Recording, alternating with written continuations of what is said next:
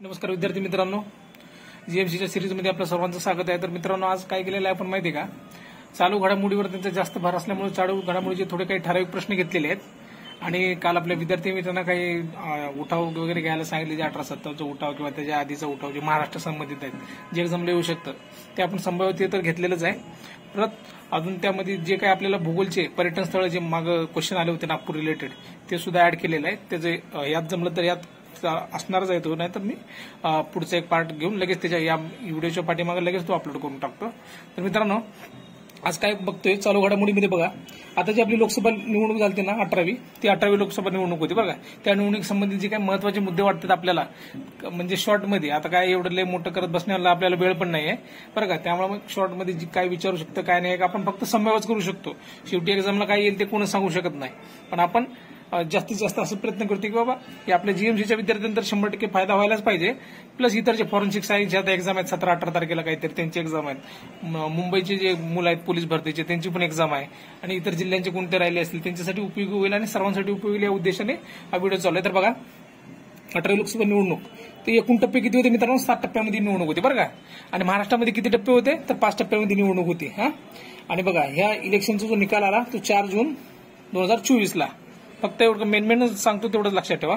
आणि लोकसभेसोबत जे बाकी इतर विधानसभेची निवडणूक झालते ना, तर कोणत्या कोणत्या विधानसभेची निवडणूक झालते? अरुणाचल प्रदेश, आंध्र प्रदेश, ओडिशा आणि सिक्कीम. कन्फ्युज होत असेल ना, तर बघा आलेले 3 आणि 1 सिक्कीम. ओके, हे 4 असे राज्य होते की ज्यांची विधानसभेची निवडणूक आपल्या लोकसभेसोबत झाली होती बरं का. तर बघा, किती जागासाठी निवडणूक झाली तर 543 जागासाठी निवडणूक झाली होती.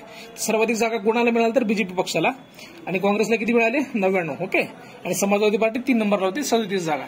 ओके, समाजवादी पार्टी कुठली आहे? उत्तर प्रदेशमधली. ओके, ठीक आहे. तर मित्रांनो, हे जे 543 जागा होत्या ना, त्यापैकी 74 महिला खासदार निवडून आले बरं का. म्हणजे महिलांच्या दृष्टीने विशेष आहे ना 74, आणि त्यांचं पर्सेंटेज वाढत आहे दिवसेंदिवस. जे आहे ना लोकसभेमध्ये विधानसभेमध्ये महिलांचा टक्का आहे तो वाढत आहे. त्यामुळं डायरेक्ट विचारू पण शकतात, कोणत्या ना कोणत्या एक्झामला विचारणारच. आणि ते जर आपण पर्सेंटेजमध्ये पाहायचं म्हणलं की 14% महिला खासदार आहेत. ओके, तर बघा, आता महाराष्ट्रात किती जागेची लोकसभेची जागा किती आहेत? 48. आता बघा, त्यात अजून तुम्हाला सांगायचं राहिलं एससी आणि एसटी. एससीला किती जागा राखीव आहेत? 4. एसटीला किती? 4. ओके, हे पण अडिशनल तुम्हाला लक्षात राहू द्या.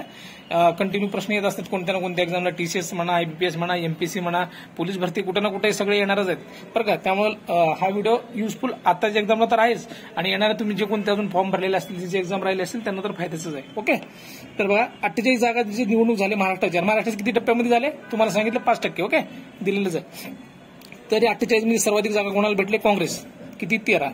शिवसेना ठाकरेगड किती? 9. बीजेपी किती? 9. आणि राष्ट्रवादी शरद पवार गट 8. ओके, तर बघा मित्रांनो, महाराष्ट्रात सर्वाधिक मतफरकाने विजय कोणी मिळाला तर पियुष गोयलजी. सर्वात कमी मतफरकाने रवींद्र वायकर, 48 मतांनी फक्त पडलेले आहेत बरं का. आपले जिंकलेले, सॉरी. एकमेव अपक्ष खासदार कोण आहे आपल्या महाराष्ट्रातलं? महत्वाचं आहे बरं का, विशाल पाटील. कुठले आहेत ते? सांगलीचे आहेत. ओके, आता बघा, सारखं नोटा आपण ऐकत असतो. नोटा म्हणजे काय? None of the above option असतं ना निवडणूक. आपल्या जे बॅलेट पेपर तुम्ही मतदानाला गेला असेल तर पाहिला असेल, none of the above option असतो खाली. तर तो जे आहे ना 2013 पासून आपण लागू केलेला बरं का. कधीपासून? 2013. ही पण महत्वाची गोष्ट आहे, लक्षात ठेवा. सर्वाधिक मतदान जर कुठे झाले म्हणलं आपल्या महाराष्ट्रामध्ये, महाराष्ट्राचं सांगतोय गडचिरोलीमध्ये 71.88. बघा, एवढं काय म्हणतात त्याला आपण, जंगलाचा भाग असून पण लोक तिथले बघा मतदान किती करतात. विशेष बाब आहे. सर्वात कमी मतदान कुठं? दक्षिण मुंबईमध्ये झालेलं आहे, 50%. ओके, तर बघा, निवडणूक संबंधीच माहिती आहे ही पण. नरेंद्र मोदी यांनी शपथ कधी घेतलेली आहे? 9 जून. निकाल कधी लागला? 4 जून. म्हणजे 5 दिवसांनी शपथ घेतली. लक्षात घ्या. त्यांचा मतदारसंघ कोणता? वाराणसी मतदारसंघ. आणि सलग 3ऱ्यांदा पंतप्रधान पदाची त्यांनी शपथ घेतलेली आहे बरोबर. तसंच आपले राहुल गांधी जे आहेत त्यांचं केरळ वायनाड मधला एक मतदारसंघ आहे. ओके, आता बघा, आयुष्यमान खुराना 2024च्या निवडणुकीत तरुणांना मतदानाचं आवाहन करण्यासाठी भारतीय निवडणूक आयोगाने काय केलं? आयुष्यमान खुराना यांची निवड केलेली आहे. आणि शीतल देवी बघा, हे महत्वाचं आहे, याचा पुढे पण मी थोडा उल्लेख केलेलाच आहे. अपंग व्यक्ती श्रेणीतील निवडणूक आयोगान, म्हणजे जे अपंग व्यक्तीतले जे काही मतदान करण्यासाठी प्रोमोट करण्यासाठी जे ब्रँड अँबॅसेडर म्हणतो आपण, ते शीतल देवी यांना. आणि निवडणूक आयोगाने काय केलं तर माहिती आहे का मित्रांनो? सीव्हिजिल ऍप, जे आपल्या आचारसंहितेचं भंग, कुठं काही तक्रारी आल्या काय आले ते तुम्ही दाखल करता यावं तुम्हाला, म्हणून cVIGIL app mobile oriented app आहे ते ऍप निवडणूक आयोगाने. असं पण येऊ शकतो ना, सीव्हिजिल ऍप कशा संदर्भात आहे किंवा कोणी विकसित केलेलं आहे, तर निवडणूक आयोगाने. ओके, तर बघा, आता आपण जे म्हणतो आघाडी सरकार आणि इंडिया आघाडी, बघा आघाडी सरकारला किती भेटलेल्या टोटल जागा? 293. तर इंडिया आघाडीला किती? 234. ओके, तर पुढे बघा. तर आता पुढे बघा, मुद्दामून घेतलेला प्रश्न आहे. मनरेगा कामगारांच्या मजुरीमध्ये वाढ झालेली आहे बरं का. कारण या मागे एका एक्झाम मध्ये यावर प्रश्न आला होता. ते कोणती एक्झाम मला माहित नाही. मग आता ती पण ऑनलाईन एक्झाम होती. मग त्या रिलेटेड आपल्याला माहिती असावं म्हणून जस्ट 2 शब्दामध्ये त्याचं वर्णन केलेलं आहे. त्यांच्या मजुरीमध्ये किती टक्के वाढ झालेली आहे? 3 ते 10% मध्ये वाढ झालेली आहे बरं का. 2024-25 बोलतोय आपण. आणि ते जे आपण निर्देशांक काढतो सीपीआय एल म्हणजे अॅग्रिकल्चर वरनं काढतो. आणि 2 प्रकारचे सीपीआय असतात, एक इंडस्ट्रियल वर्कर आणि अॅग्रिकल्चर. इंडस्ट्रियल असतं ते शहरी निर्देशांक काढण्यासाठी वापरतात आणि जे एल असतं ते ग्रामीण भागातलं काढण्यासाठी असतं. आणि मनरेगा जे आहे ना, ग्रामीण विकास मंत्रालय राबवतं बरं का. तर बघा, सर्वाधिक मजुरी दर आता डिटेलमध्ये तुम्हाला सांगत नाही. आपल्याला एक्झामला जी फायदा आहे ती फायद्यापुरता आणि इकॉनॉमिक रिलेटेड काही प्रश्न आलेले नाही, त्यामुळे मी त्याच्यात जास्त बोलायला जात नाही. जे पुढचे आपले एक्झाम होतील त्यावेळी तुम्हाला तर त्या सगळ्या गोष्टी क्लिअर होणारच. ओके, तर बघा, सर्वाधिक मजुरी दर हरियाणा 374 आणि महाराष्ट्राचा मजुरी दर किती आहे? महाराष्ट्र तर मिनिमम लक्षात ठेवा आणि सर्वाधिक कोणाचं लक्षात ठेवा. डायरेक्ट प्रश्न येऊ शकतो, काय सांगतात ना, ऑनलाईन एक्झाम आहे, 100 प्रकारचे प्रश्न फ्रेम होऊ शकतात. ओके, 297. तर बघा, 2 अहवाल मुद्दाम घेतलेले आहेत मी, म्हणजे आपण एक संभाज करू शकतो ना, दुसरं काय करू शकतो. कोणत्या ना कोणत्या एक्झामला हे रिपीट होणारे प्रश्नच आहेत. ओके, बघा, जागतिक आनंद अहवाल 2024 भारताचा क्रमांक किती आहे? 126. फिनलँड जे आहे ना, फिनलँड मित्रांनो सलग 7व्यांदा प्रथम स्थानी. ओके, सलग 7व्यांदा असल्यामुळे ही विशेष आहे ना. मग त्यामुळे एखाद्या वेळेस प्रश्न फेम करण्याची मानसिकता तशी असते.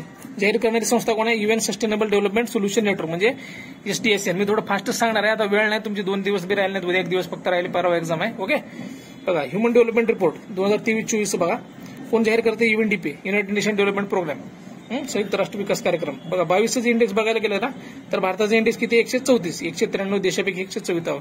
भारत या ना मध्यम विकास गटामध्ये येते, मध्यम विकास गट. ओके, चला, तर टॉपला कोण आहे? स्वित्झर्लंड. ओके, जगातील सर्वात श्रीमंत शहरे जर पाहायला गेलं ना मित्रांनो, 2024चा अहवाल आहे.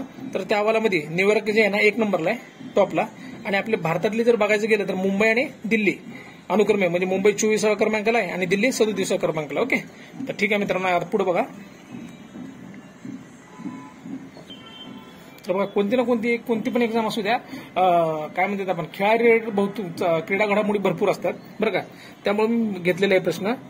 वुमन प्रीमियर लीग आता ही दुसऱ्यांदा झाली होती ना, त्याचे विनर कोण होते? RCB वुमन, महिलांचं चालू आहे बरं का. RCB पहिल्यांदा जिंकलेली आणि ते कोणाला हरवले? उपविजेता कोण होती? दिल्ली कॅपिटल्स. किती संघ सहभागी होते? 5. सर्वाधिक धावा कोणी काढले? Ellyse Perry. याला ऑरेंज कॅप देतो ना आपण, सर्वाधिक धावा काढणारा RCBचे आहे. आणि सर्वाधिक विकेट ही पण RCBचे आहे, श्रेयंका पाटील, 13 विकेट काढले होते बरं का.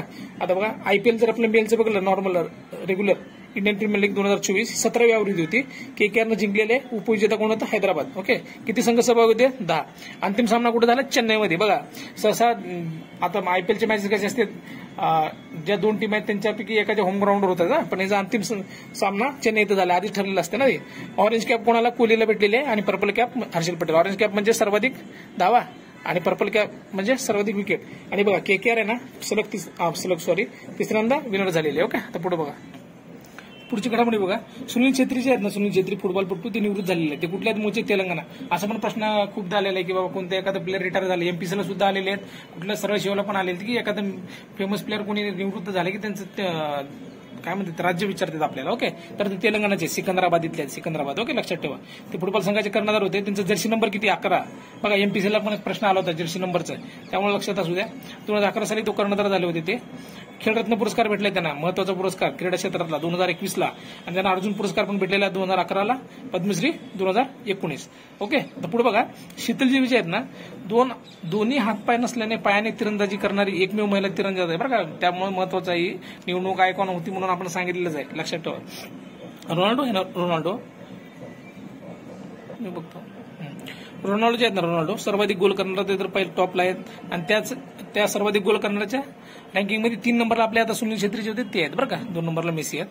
फोर्ब्सच्या यादीमध्ये सर्वाधिक कमाई करणारा खेळाडू रोनाल्डो. ओके, त्या मेसीचे जर्सी नंबर आहे 10. ते निवृत्त केलेलं आहे म्हणून ते जर्सी नंबर घेतलेला आहे.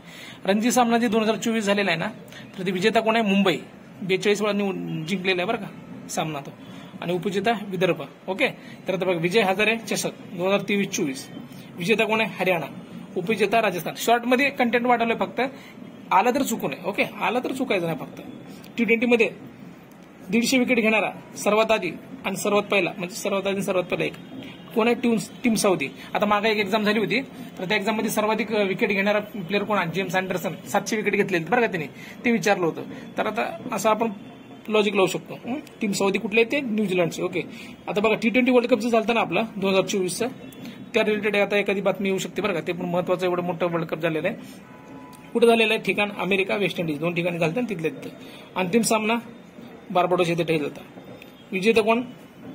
भारत. आपले कॅप्टन कोण? रोहित शर्मा. उपविजेता आफ्रिका, एडन माक्रम त्यांचा कॅप्टन. तर मालिकावीर मॅन ऑफ द सिरीज कोण? बुमराह.